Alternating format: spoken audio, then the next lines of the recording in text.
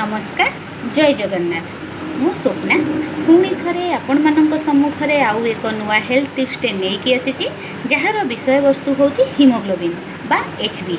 आज आम जाना हिमोग्लोबिन कमिले कौन हुए ताहा पूर्व आगे आम जाना हिमोग्लोबिन कौन। हिमोग्लोबिन हेउची रक्त रे थिबा एक प्रोटीन जहाँ शरीर विभिन्न अंश को ऑक्सीजन पहुँचाई थाए। एबे जानिबा चलंतु नॉर्मल हिमोग्लोबिन केते रहिबा दरकार। मनुष्य शरीर रे नॉर्मल हिमोग्लोबिन रा रेंज केते मने रखंतु। महिला मानक पाखरे प्राय 12 रु 15 आउ पुरुष मानक पाखरे 13 रु 17 रहिबा दरकार। किंतु हाँ लैब अनुसार रेफरेंस रेंज टिके भिन्न होई पारे, एथिपई भय करिवार आवश्यक नाही। एबे आसंतु जानिबा एचबी बा हिमोग्लोबिन कमिले कौन लक्षण देखा जाए बा की लक्षण से मनुष्य पाखे देखा जाए।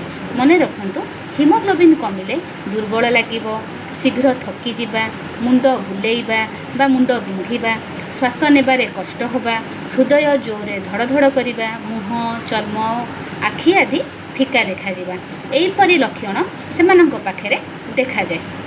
एबे जानिबा चलंतु हिमोग्लोबिन कमिबार कारण कौन, कहीं मनीष शरीर में हिमोग्लोबिन मात्राटा कमे।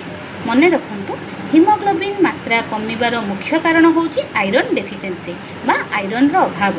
आमे खाउथुबा नित्यदिनिया खाद्य रे जदि आयरन प्रचुर परिमाण रे न थाए बा आयरन रो अभाव थाए, सेथिपाई हम शरीर रे हिमोग्लोबिन रो मात्रा कमे। एहा सहित विटामिन B12, अधिक रक्तस्राव होगा, किछि क्रोनिक डिजीज थिबा, अधिक रक्तस्राव कहले जदि किछि पाइल्स अछि किंबा मासिक ऋतुस्राव अधिक होईछि, एहा सहित अन्यान्य किछि ब्लीडिंग होउछि, एथिपाई मध्य हिमोग्लोबिन कमे। क्रोनिक डिजीज कहले लगातार रागी रहिथिबा किछि रोग जेपरि कि किडनी डिजीज हैला, थैलेसीमिया हैला, एई टाइप रो क्रोनिक डिजीज रहिले आम शरीर रे रक्त कमे बा हिमोग्लोबिन कमे। एबे आसंतु जानिबा एचबी बा हिमोग्लोबिन बढ़ेबा पई केउ केउ खाद्य खाइबा दरकार। मने रखंतु एचबी बा हिमोग्लोबिन बढ़ेबा पई लीफ वेजिटेबल, पालंग साग, डाली, चना, nuts, seeds, egg, meats, vitamin C थिबा फल खाइबा दरकार, जेपरि कि लेंबू, कमला, अँला एई टाइप रो विटामिन सी थिबा फल खाइबा दरकार।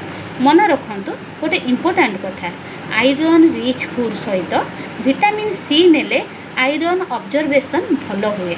यह डॉक्टरंक परामर्श बिना नहीं पारिबे, किंतु हाँ मने रखंतु डॉक्टरंक परामर्श बिना आयरन टैबलेट नेबा उचित नुहे।